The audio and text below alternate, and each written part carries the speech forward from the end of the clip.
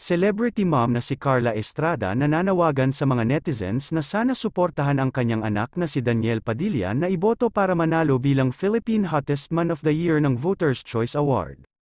Viral at usap-usapan ngayon sa social media ang panawagan ng actress-host na si Carla Estrada para sa kanyang anak na si Daniel Padilla na sana ay suportahan ito ng mga netizens na mahirang bilang Philippine Hottest Man of the Year ng Voters' Choice Award.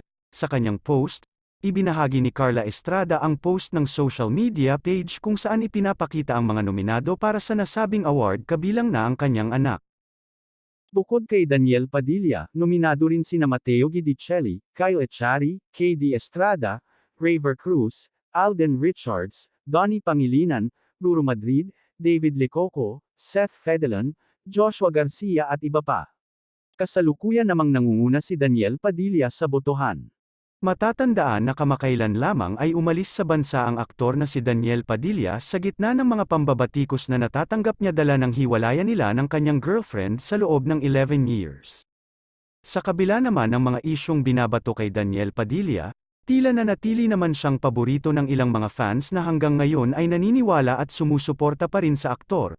May mga nagsasabing fans ni Daniel Padilla na suportado pa rin nila ang aktor kahit na puno ito ng pambabatikos na dala ng mga isyong kinakaharap nito matapos ang hiwalayan nila ni Catherine Bernardo.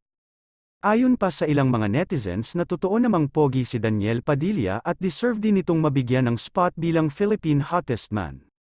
Hindi naman ito matanggap ng ilang mga bashers ni Daniel Padilla dahil ayon sa kanila bagamat totoong gwapo at pogi si Daniel Padilla hindi naman maganda ang katawan nito. May mga nagpapayo pa kay Carla Estrada na sana bago siya nanawagan ng suporta para mahirang bilang Philippine Hottest Man ang anak ay sana pinag-gym na muna niya ito upang maging karapat-dapat na maging Hottest Man. Sa gitna ng maugong na bali-balitang nawala ng endorsements ang kapamilya actor na si Daniel Padilla, matatandaan na kamakailan lang proud na ibinida ng kanyang ina na si Carla Estrada ang kanyang bagong billboard. Pinatunayan ni Carla na may kumpanya pa rin na nagtitiwala kay Daniel bilang endorser sa kabila ng hiwalayan nila ni Catherine Bernardo at mga kontrobersya na iniuugnay sa kanya ngayon.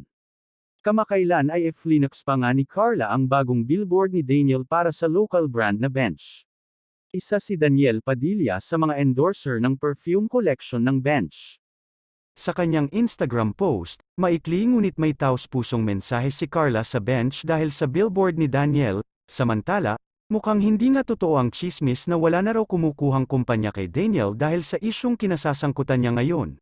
Matatanda ang kasunod ng hiwalayan nila ni Catherine, inulan ng binatikos si Daniel dahil sa alegasyon na isa siyang cheater.